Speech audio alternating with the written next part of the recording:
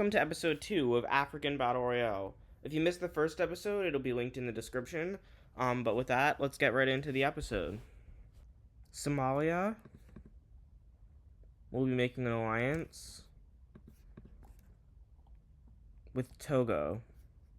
And this is going to just be an alliance for the same reason that the Green Alliance formed, which is just that both of the members have pretty good relations with each other and want to keep them. Rwanda will be invading East. You have to know that Rwanda punches far above its weight in terms of military capacity, so it will easily be able to take this part of Tanzania. And it will also be able to get Burundi to join on its side in the war, which will help it substantially, not just with logistics, but also because Burundi's military isn't like the weakest in the continent. As Tanzania is already starting to lose land, and they've lost more land than the two countries that are invading them. But then things start to go south pretty quickly, as Kenya will officially join Tanzania in the war, basically just saying, hey, we shouldn't be invading countries. That's not a thing that should happen. We should just have peace. And Tanzania is also competent enough to start pushing these guys back as they start invading into Burundi, and Rwanda is unable to stop them. And Rwanda will actually just leave the war that they started, leaving their ally Burundi to succumb to Tanzania. And Burundi is fully annexed into Tanzania. The Ivory Coast will be making an alliance with Tunisia. And you know the deal by now with alliances, it's just because they have good relations. And why not? I'm going to use a really dark blue color for their alliance. Eritrea will be invading North. And this is probably going to end up being another one of those silly little invasions that doesn't actually make much sense, because Eritrea is invading north into Sudan, and Sudan is pretty weak and they're undergoing like a civil war right now, so there's just like some people over here who don't want to be part of Sudan that are kind of on the same side as Eritrea because of that. And South Sudan also joins in on the war. So it looks like things are going to go pretty well. But then Ethiopia, who hates Eritrea, joins in against Eritrea and starts taking a lot of their most important land. And this is not going well for Eritrea as they are fully destroyed. Then South Sudan becomes the new target, and so they just decide to leave the war, and they will not end up losing any land to this. This is what the new borders of Eritrea look like. Congo will be invading East. So Congo is invading into the Democratic Republic of the Congo. And they will start by invading into the north, which is eastward, but then they'll quickly take this because that's a better strategic strategy. And although the DRC is the second largest country in Africa, at least in the real world, they're extremely weak compared to their size, so things are not going well for them. And Rwanda will join this war, as well as actually Uganda, against the DRC because they kind of just want land. Of course, that'll make Kenya decide to join the war on the same side as the DRC because they don't want invasions to happen. That's kind of their thing in this timeline, I guess.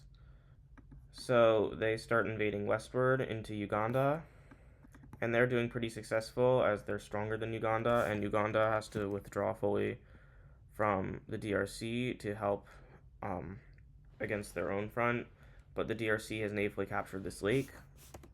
Congo is still doing some pretty good work in invading into the DRC, and at this point, an entire separatist movement pops up in the southeast of the DRC that is backed by Zambia.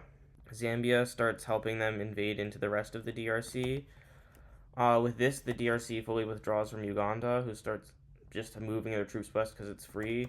But they're still struggling to hold up against Kenya as Tanzania joins in on the war to start invading into Rwanda. But on the flip side, Congo is just taking a bunch of free land from DRC. They've taken their capital a long time ago because it's like right over here. So at this point, there's not really a central government anymore. Whatever there was of a central government that had fled Kinshasa is no longer in existence. and it will eventually surrender. This allows for Rwanda to start pushing back against Tanzania, enough for them to resolve that neither of them changes how much land they get, because Rwanda knows that they're going to get some land out of this anyway. And with Uganda having only one front to focus on, I guess not because Tanzania is invading into them, they will sue for peace. And the DRC has been divided up, with Rwanda getting an absurd amount of land, but they technically still exist because I don't know what else to call this state, so it's still going to be called the DRC. Also, this state joined the Green Alliance. Zimbabwe will make an alliance with the CAR. This is yet another alliance that's simply forming because two countries happen to be in good terms with one another. Congo will be invading Northeast. So this might be a bad day for South Sudan, as Congo starts invading straight from annexing the DRC into South Sudan. And of course they get Rwanda and Uganda to join them. But that's not all, because they also get Sudan and Ethiopia to join them. So Kenya will be fighting on the side of South Sudan as well as Tanzania, because I guess there's just consistently wars between these countries in this region with the same sides taking shape. Unfortunately for South Sudan, they have a lot of troops pouring into them, especially from Ethiopia, who is taking the main brunt from the Kenyan invasion. Somalia stays perfectly out of this, as well as the Green Alliance and the Brown Alliance. But Sudan is working on getting rid of their rebels, so they're not really helping out. They're just taking advantage of the fact that South Sudan can't help the rebels. As South Sudan gets cut off from Kenya, after which Kenya just decides to leave the war, as well as Tanzania, because they realize they won't be able to do anything, and they're just hoping that South Sudan will be treated not harshly, but I don't know how well that'll go, as Sudan finally crushes their rebellion, and South Sudan is forced to surrender. And South Sudan has been divided up by the Red Alliance, or I guess the Red Coalition. Let's keep going. Eswatini will invade Southeast. So Eswatini will be invading into Mozambique. And it's not just Eswatini that is invading into Mozambique, as South Africa will help them. Lesotho will be forced to help them because otherwise they'll be invaded by South Africa. And as well, Zambia will actually be the first to technically move troops in, although Eswatini declared war on them first. And once it's clear that Mozambique is not going to be able to stand up to this, Zimbabwe will also join in on the war and cut Mozambique in two, which is actually the most helpful thing that anyone has done. Tanzania will try joining in on this war, and they'll start invading into DR Congo, simply because Democratic Republic of the Congo is supplying Zambia, and they want them to feel the brunt of the war. And this will actually surprisingly lead to Congo getting involved, as also invading into DR Congo, just because they want some of their land. So different reasons, but they're still overall on the same side.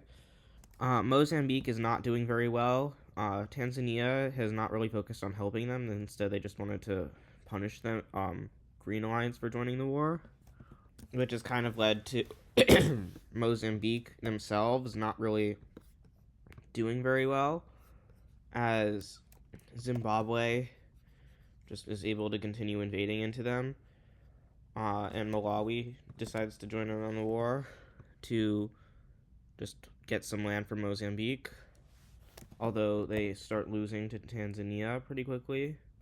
The DRC is continuing to get invaded, and at this point they're not doing very well, and in a shock move, Zambia will leave Mozambique on their own and betray the DRC, invading into them and pretty much making sure that they die, while Malawi will actually start getting pushed back by Mozambique and mostly Tanzanian forces, who now have the ability to help, and they will sue for peace.